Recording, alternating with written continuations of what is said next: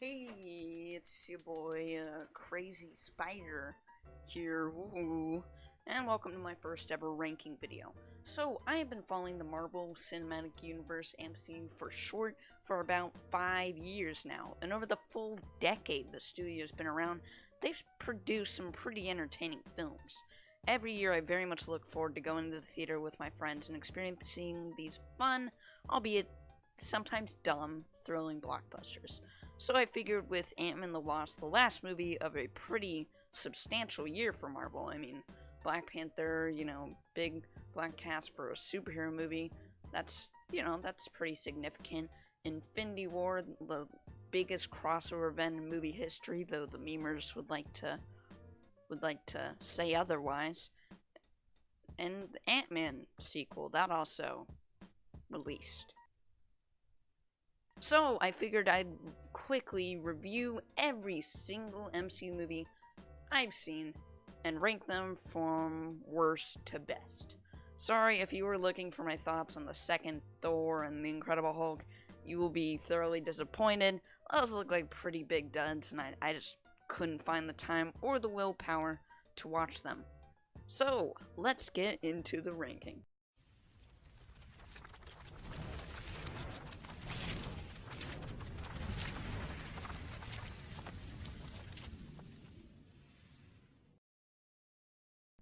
Captain America, the First Avenger. This is my least favorite MCU movie out of the ones I've seen. The origin story is just really bland and uninteresting, and then we go into even more bland and interesting plot. This movie is really strangely paced. 1 minute we're just treading slowly along with the origin of Captain America where he's training for the military. And then boom, he's making everything blow up, fighting Hydra, crashing a ship in the Arctic Ocean. And then it just ends on the weirdest note. He just wakes in the hospital room and he's like, oh my god, the modern world.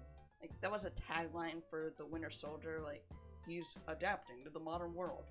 And you see, like, none of that here. There's, like, that brief scene where he pulls out a list of movies he needs to watch, like, and that was it. And then, other than that, we get this brief glimpse here. Like, that seems to be a common theme in the early MCU movies, is they make things, like, sound so amazing.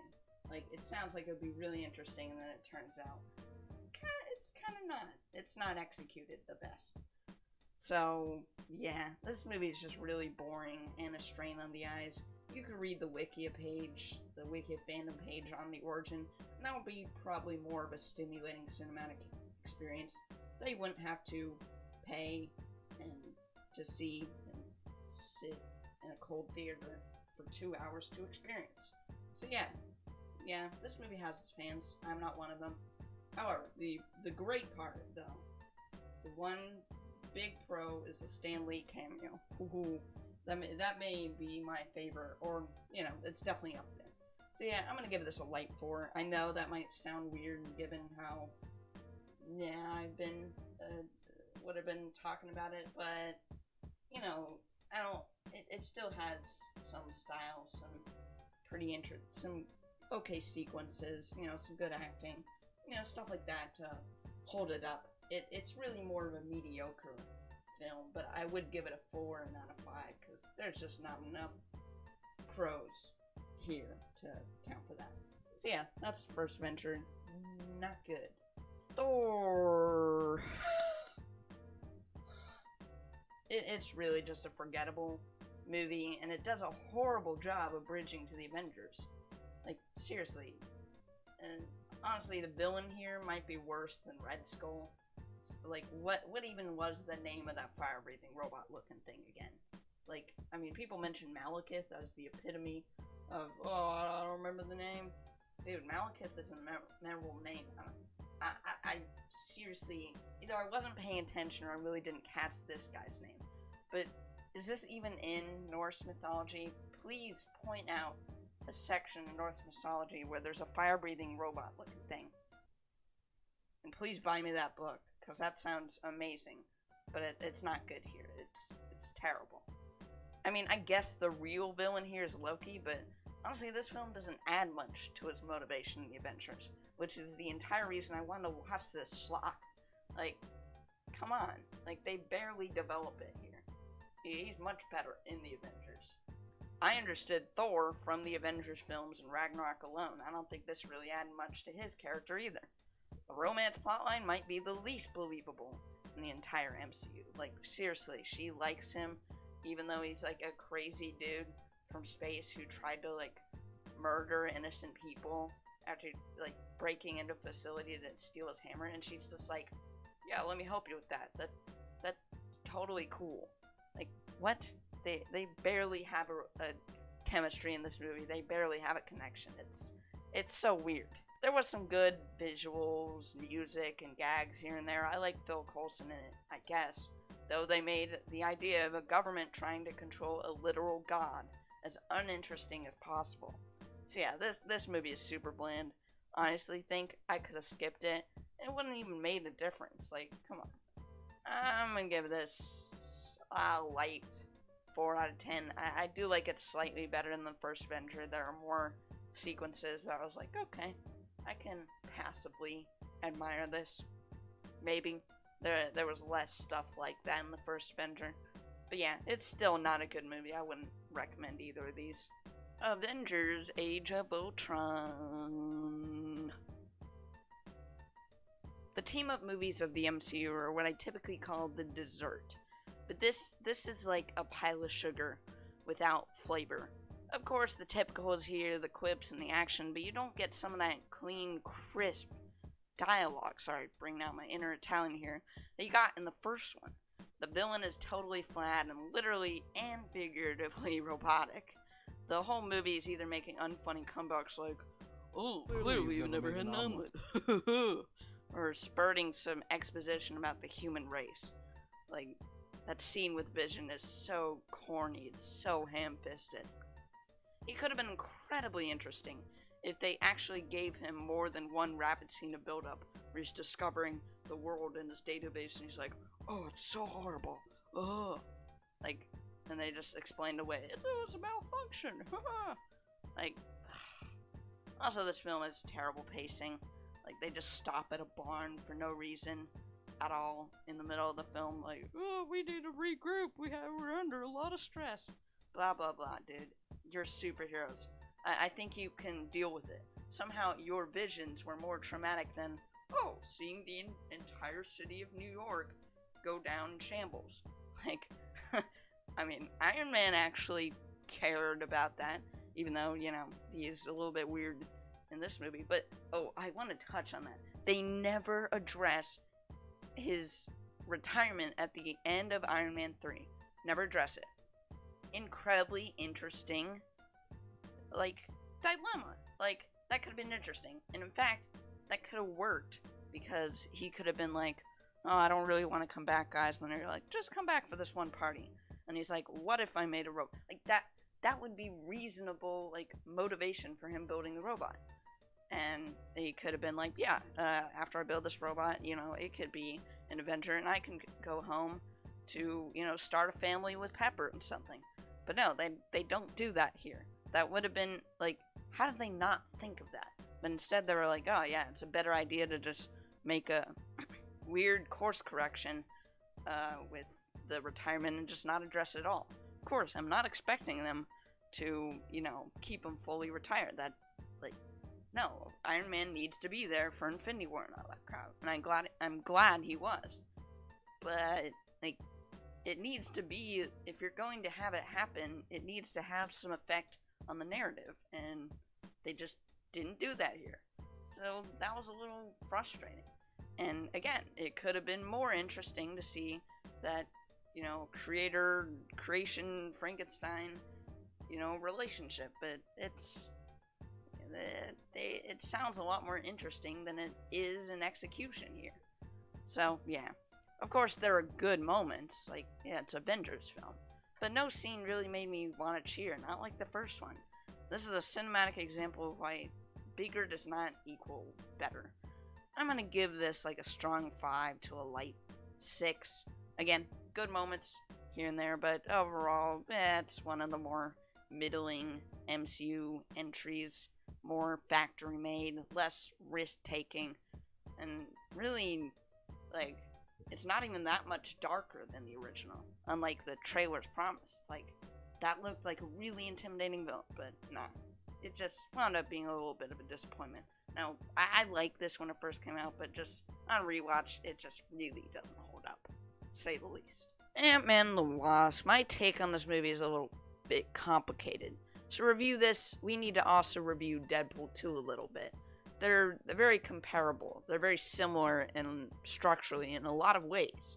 Deadpool 2 was a very disappointing sequel to me because, yes, it's more of Deadpool, and yeah, it's a little more ambitious and large scale, but it's also just far more chaotic and not in a good way.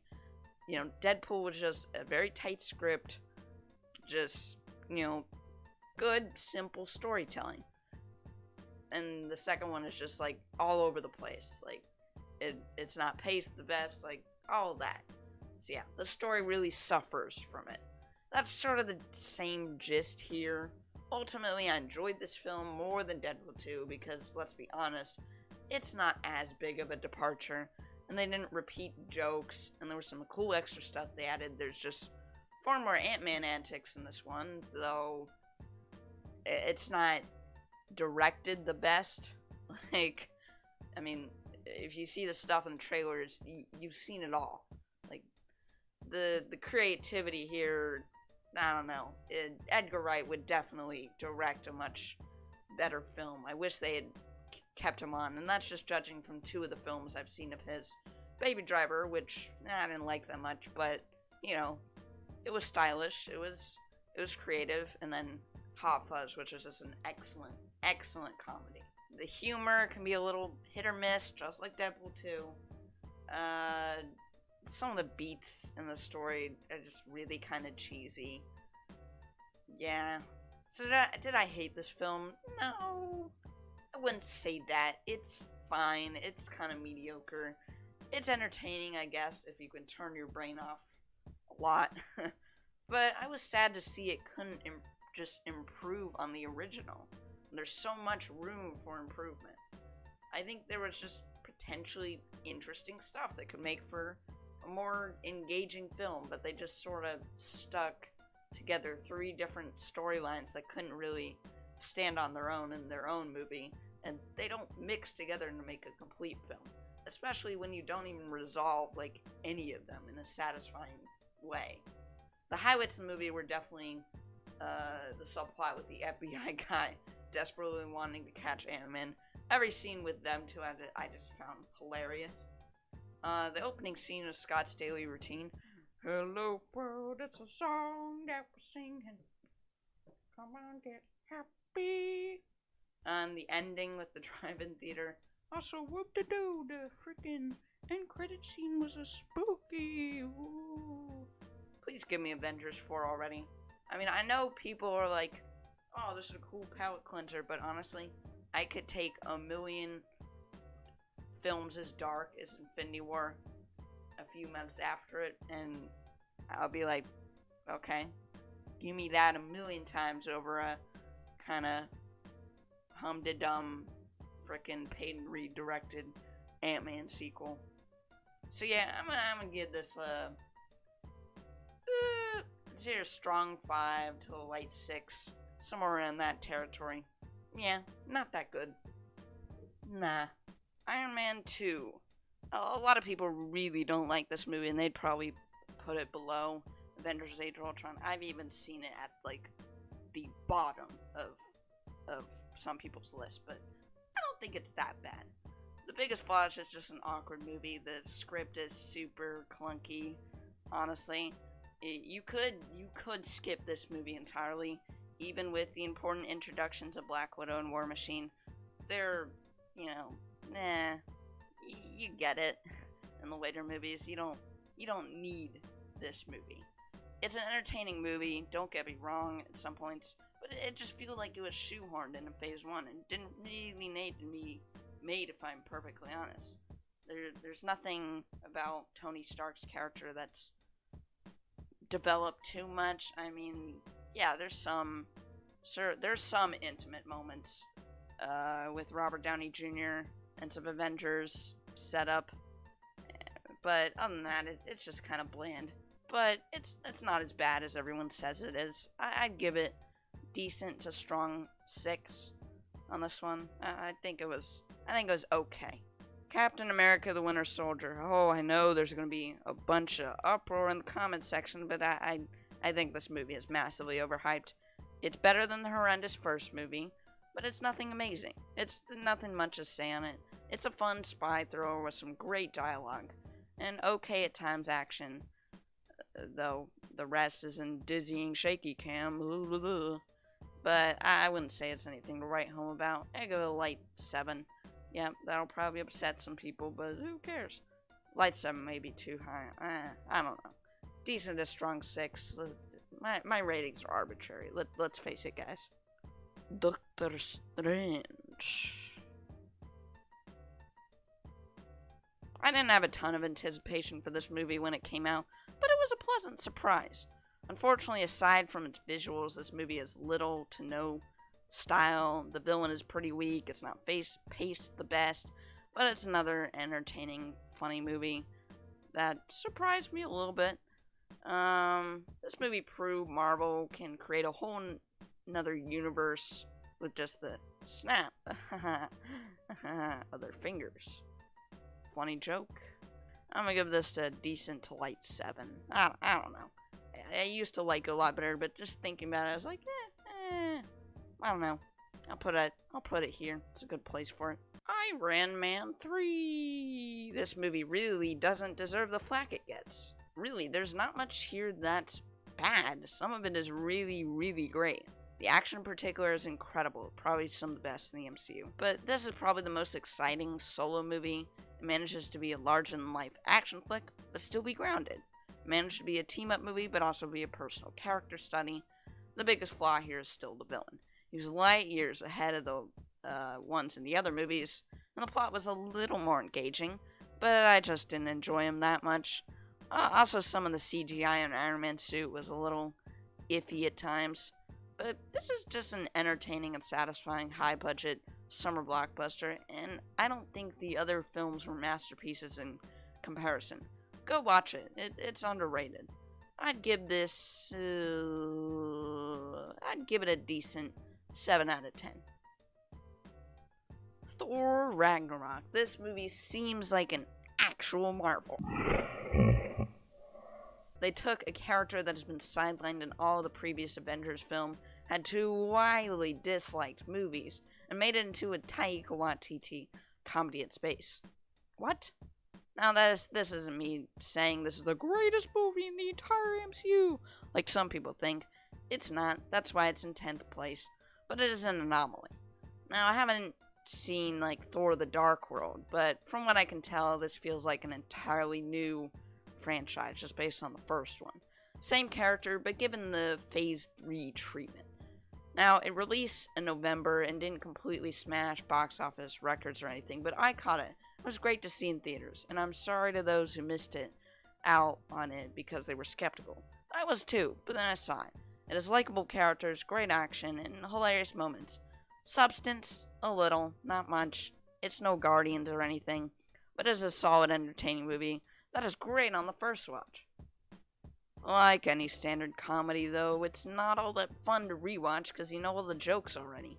So you're not going to want to own it on Blu-ray or anything, but I still highly recommend it. It's just a lot of shock humor, so there's just not much replay value. But this movie showed the world that a B-list character who had received somewhat mediocre reception in the theaters could rise again to basically just do a less good Guardians clone. It's good, trust me. Decent 7 out of 10. That's a good review, dude. Haha. Haha. Ant-Man. This movie looked dumb as heck in the trailers, and shocker, it was. But it was an absolute blast, in my opinion. After they tried something different with Guardians of the Galaxy, I think Marvel was probably looking into putting their all into bringing obscure comical characters to life, because they saw it made box office return. This is one of the most different MCU films in the whole bunch. I love the fact that the major action in the film was just a heist and a fight on a Thomas the Train toy track. Wow, say that 3 times fast. Now, does this have nearly as much style as Guardians? Absolutely not. but the humor and emotion is honestly close. I actually think it has one of the more underrated Marvel villains. He actually has a much more believable motivation than most of them. I wouldn't say he's the best of the best, but I would say he's the best of the worst. Overall, this movie is just pure dumb fun. I wouldn't give it any higher praise than that, but I am excited to see a third entry. I think it's an interesting concept. I'm gonna give this a decent 7 out of 10. The Black Panther. Guess I'm not Wakandan. First time I watched this film, I had so many expectations going into it opening night, and it just ended up being lower than what I imagined the film was going to be in quality. And don't get me wrong, a lot of the points in my review still stand. There's still a certain something that's missing from the movie that I can't fully describe. The lack of stakes is probably my most glaring complaint, but on rewatch I was just able to enjoy it a lot more. I think the story is pretty unusual for the MCU, and it was an interesting one to tell. It used to be a strong 6 to a really light 7, but I think I'm going to raise it to a strong 7. I enjoyed it that much more.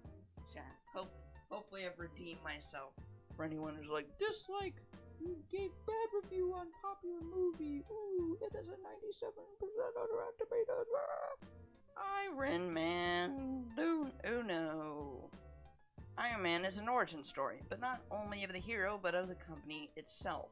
I think a movie like this standing out in the year The Dark Knight came out is worth praise in and of itself. Marvel managed to make an entertaining summer blockbuster that tied into a wider universe, and it was a good start. The movie, aside from the fact that it's a B-list character, blah blah blah, everything you've heard in any Marvel analysis ever, this movie didn't really take any risk, but it thrives in its simplicity. It's one of the tightest scripts in any Marvel movie, and it's just super easy to follow. Just a great ride. And of course, the biggest praise I can give it is casting choice. Robert Downey Jr. has so much pure charisma as Iron Man. I can't see Iron Man as anyone but him, and I can't see him without thinking of Iron Man. The reason the movie's this low in the ranking is just that the villain is kind of forgettable. He's not the worst one, but he's definitely one of the least fleshed out. He didn't even become the villain until the third act.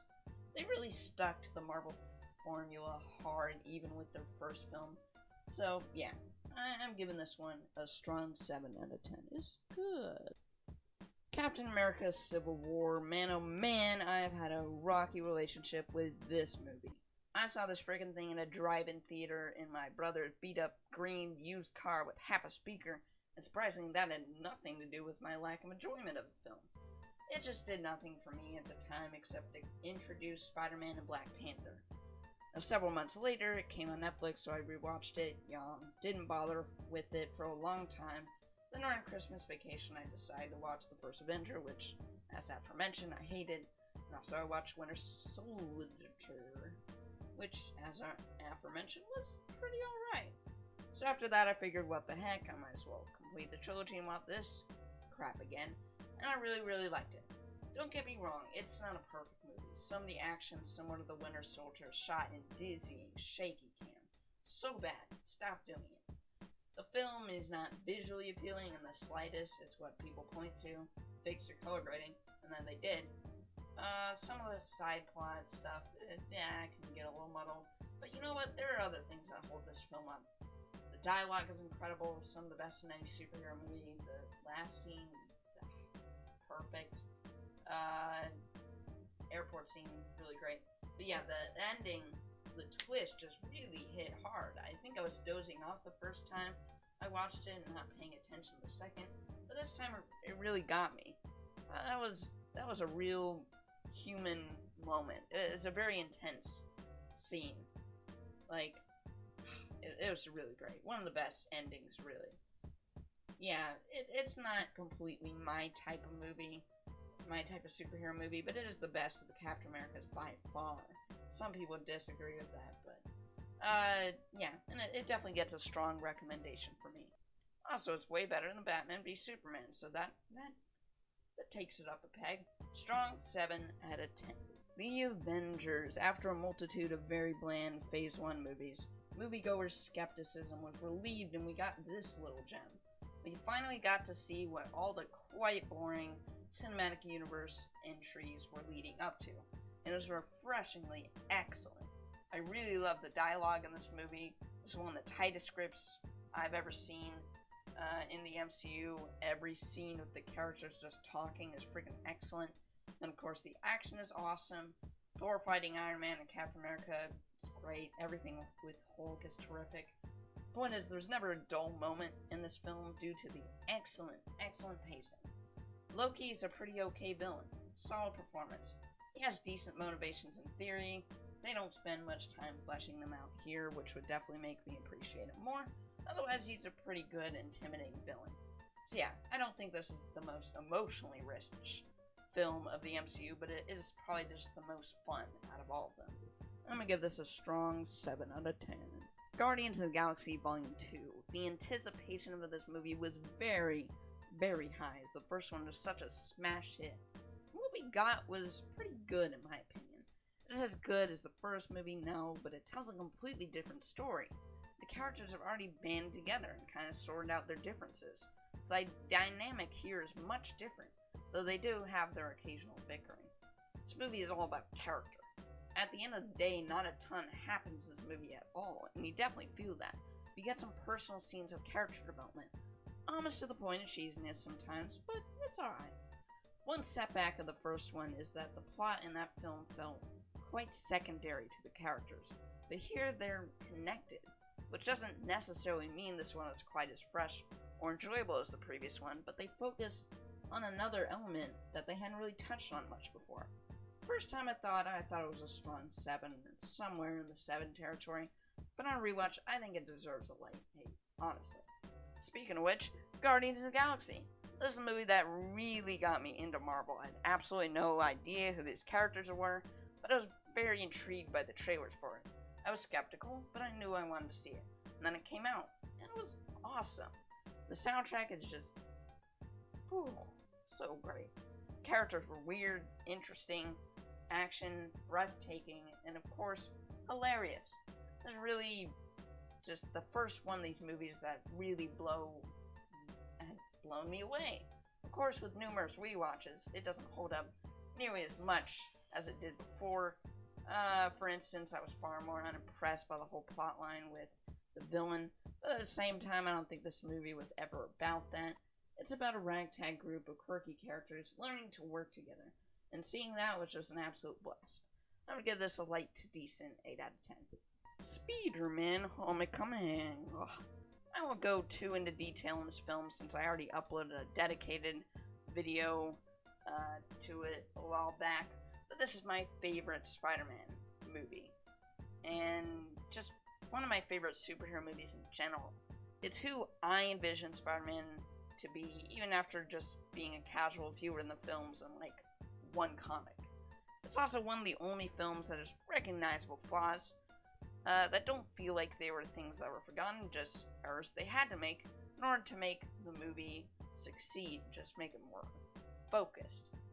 And even after 2 previous interpretations and 5 other movies, Spider-Man Homecoming just feels fresh, and I'm beyond excited for the sequel. Like, seriously, they got Mysterio, Vulture coming back, Europe Vacation. Like, dude, that's gonna be a masterpiece. And Far From Home is a fine title, alright? It's good. I'm gonna give this a decent to strong 8. And now you may be wondering, what is my favorite movie of the MCU? Well, it's pretty darn obvious by process of elimination. Avengers Infinity War is not only the #1 MCU movie, but one of my favorite movies of all time at this point. The action, the cinematography, the music, the drama, the jokes, how could it not be? All 10 years of this franchise existing led up to this and somehow surpassed my expectations. I give Infinity War a strong 8 out of 10. Not perfect enough to be 9. I have some minor issues with it that I talk about in my review, but it is by far my favorite. And I can't wait to see it again when it comes out on Blu-ray. There's going to be like 2 hours of special features. Ooh, I'm excited! So, that is my official ranking of all 18 MCU films I've seen. If you're interested in hearing more of my thoughts on the Marvel films, I've linked the MCU Week playlist down below. Really hope you've been enjoying these videos. And yeah. Anyway, leave a like if you enjoyed this video, subscribe, and hit the bell notifications button if you like the rest of my content for some reason. And as always, I'll see you next video. Mighty roll.